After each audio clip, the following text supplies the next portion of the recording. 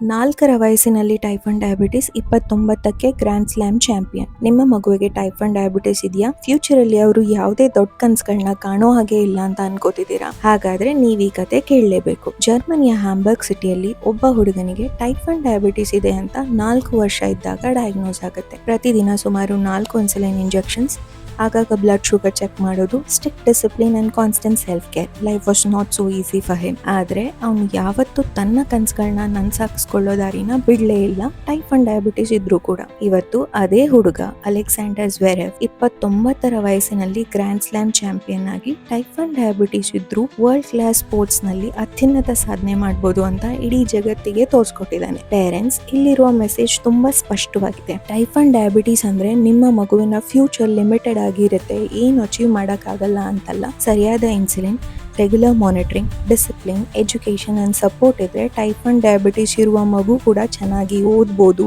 ಯಾವುದೇ ಸ್ಪೋರ್ಟ್ಸ್ ಅಲ್ಲಿ ಪಾರ್ಟಿಸಿಪೇಟ್ ಮಾಡ್ಬೋದು, ತನ್ನ ಆಸಕ್ತಿಗಳನ್ನ ಬೆಳೆಸ್ಕೋಬಹುದು ಮತ್ತು ದೊಡ್ಡ ಕನಸುಗಳನ್ನ ಕಾಣ್ಬೋದು.